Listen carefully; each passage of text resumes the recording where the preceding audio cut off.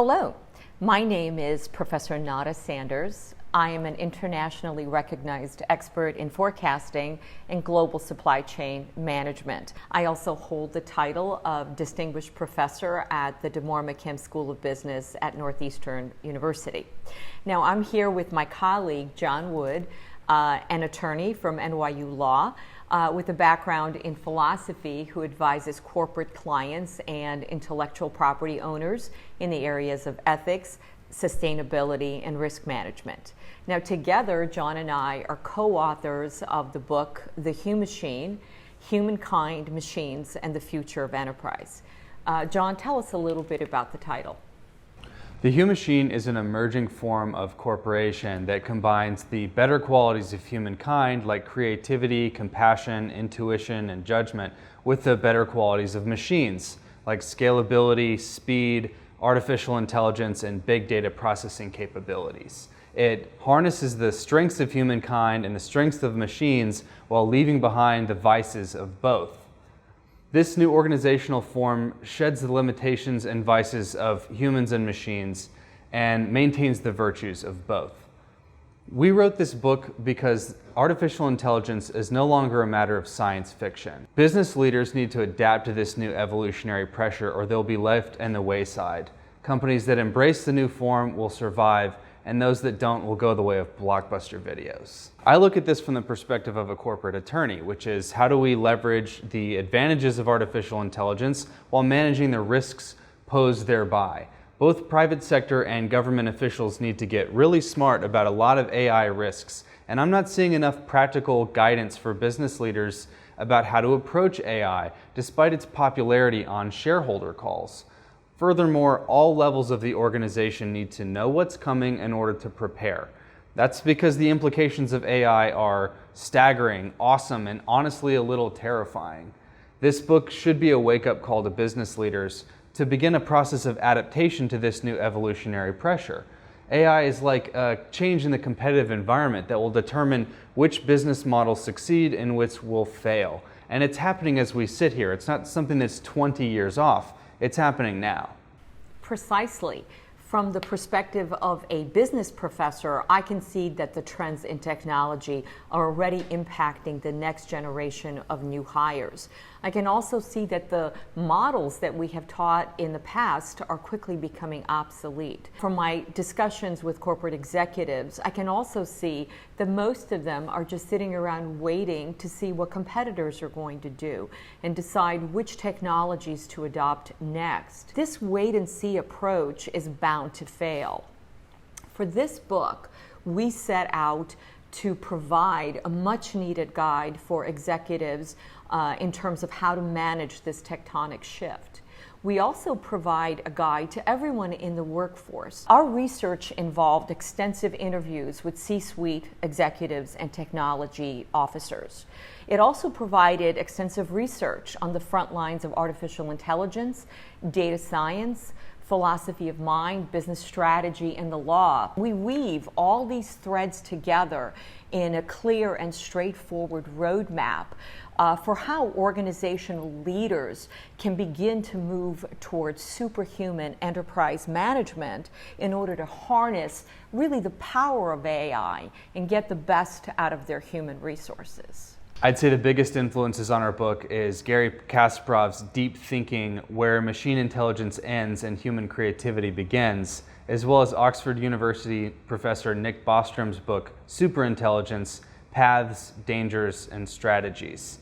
I'd also like to give credit to Will Knight from MIT Technology Review, whose coverage of this frontier has been especially good. The bottom line is that enterprises are going to need to evolve, or they're going to perish. Everyone is going to have to take a hard look at how they're using technology and their people, because most of the models that weren't conceived of in the last 5 years are just different versions of Blockbuster and Macy's. And at the same time, as companies undertake digital transformation and embrace AI, they're going to have to be particularly mindful not to lose the human touch. In fact, as counterintuitive as it may seem, the best way to take advantage of emerging AI technology is to invest more in human resources. Now, like outsourcing, we call it bot sourcing when a company delegates a previously human task to a machine. But there are some domains of human activity that simply should not be bot sourced because machines are incompetent in those areas, and we predict they will remain incompetent for the long haul. And that's because of Moravec's paradox, which holds that where humans are naturally gifted, machines struggle, and vice versa. It's not something to be solved or bypassed. Moravec's paradox is just a stubborn fact about the world. So instead, we should leverage Moravec's paradox. Stop trying to make humans into robots. Stop trying to build robots that behave just like humans. We should simply embrace our differences like yin and yang. Exactly. We can and we should use machines for computational tasks like crunching large data sets quickly and precisely. But that also means that we're going to use human resources for more creative, intuitive tasks that leverage our emotional intelligence. In fact, in our book, we recommend following Kasparov's law to really harness the power of Moravec's paradox. Now, Kasparov's law is very interesting. It holds that a weak human plus a machine plus a better process is superior to a strong computer. And more remarkably, it is superior to a strong human plus a machine plus an inferior process. The proof behind Kasparov's law is actually this really interesting ultimate chess tournament that Kasparov staged in the wake of being defeated by Deep Blue. He was seeking to discover what is the ultimate form of chess mastery. So he staged a tournament with relaxed rules of entry where humans could form human-machine teams and have multiple people on a team. And one of the entrants were these two amateurs who were virtual unknowns in the competitive chess world. And they had a proprietary AI program that they had written fed on historical data of both of them in tournaments so that it could determine who was better depending on what the positions were on the board. And they could also conduct a deep analysis of their opponent's moves. And what happened was these two amateurs, using this decision support software, ended up defeating grandmaster chess champions as well as high-performance computers that were just chess-playing engines. And Kasparov said that their victory was a triumph of process, and that really proved Kasparov's law. And the key for enterprise is how do you use AI with ordinary humans to create extraordinary results? So it's humans with machines, not humans replaced by machines. In fact, the former CEO of General Electric, Jeff Immelt, said the notion that robots are going to be running our factories without human supervision is BS. Yeah, and in fact, the former CEO of Google, Eric Schmidt, said a very similar thing. He put it nicely when he said, I keep getting asked what happens to jobs in the era of automation. He said, I think there will be more jobs, not fewer. Your future is you with a computer, not you replaced by a computer. So we think humans working alongside robots is more likely than humans displaced by robots. And that's actually a good thing because the way to create superintelligence is by following Kasparov's law and combining humans and machines with the right process. Okay, so you're the philosopher and you just used a technical term. Why don't you define superintelligence for us? Superintelligence is like the holy grail of artificial intelligence research. This is a concept coined by Professor Bostrom that describes a form of intelligence that vastly outstrips human intelligence across all relevant domains. Faster, scalable, error-free, and capable of not just analytics, but also synthesis and creativity. Bostrom thinks that creating superintelligence is the greatest challenge facing humanity. And whether we succeed or fail will be the last challenge that we ever face, because everything is at stake here.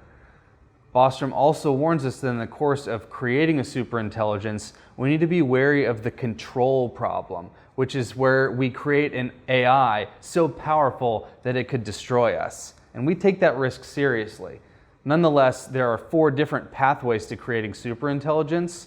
We think one of them is most promising, and that's the path that we follow in our book. Generally speaking, there are 4 pathways to superintelligence, according to Bostrom. First, there is the slow, risky, and uncertain path of biological enhancement, or for really a lack of a better term, it's selective breeding of humanity. Now, we strongly oppose this on ethical grounds, and generally speaking, we're very skeptical of any large-scale eugenics project. Second, there is what's called whole brain emulation, which basically takes the brain of a deceased genius, turns it into glass, scans it, and then tries to replicate it onto a supercomputer so that the software is a functional replica of the genius's brain. Now, this one is interesting, but the technological capabilities are really way far out of reach for this one. Third, there's Neuralase, and it's installing a computer chip inside the human brain. And even if it works, it's not a scalable solution for enterprise, right. So it really doesn't help business leaders. Now, last but not least, the final pathway to superintelligence is collective intelligence, or what we call in our book, organizational network superintelligence. This is what could happen if we link human intellects with AI bots in a network saturated with big data and organized and led around the principles we set forth in our book. And this is where things get interesting and frankly a little controversial. Within philosophical communities, the notion of collective intentionality is hotly debated, but we find the idea overwhelmingly plausible that an enterprise could actually have a mind of its own that's not simply reducible to any individual minds or machines within the enterprise. So when we say that Microsoft invented an operating system, we mean that literally, not just as a figure of speech. A Humachine is what will be having the big ideas in the future. Our big ideas as a species will come from these Humachines. The Humachine is the top branch in the tree of life. It's the crown sitting on the head of biological intelligence on Earth. We really are living on the cusp of a tremendous shift in the competitive landscape of business. We're going to see amazing applications of AI in our lifetime, especially if the paths set forth in the book are adopted and followed by a critical mass of business leaders. It is appropriate to think about artificial intelligence in terms of evolution and natural selection. That's because AI is an evolutionary pressure within the competitive environment. We think that companies will succeed only if they do away and mutate from the rigid, hierarchical, profit-seeking monsters they are today into flat and fluid, porous, human-centric, purpose-driven amoebas that can actually meet the challenges of the future with superintelligence. Hypothetically, at least, there are a few companies that are exhibiting traits of the Humachine, like Google and Hire. But they're the exceptions and not the rule. We still have a long way to go.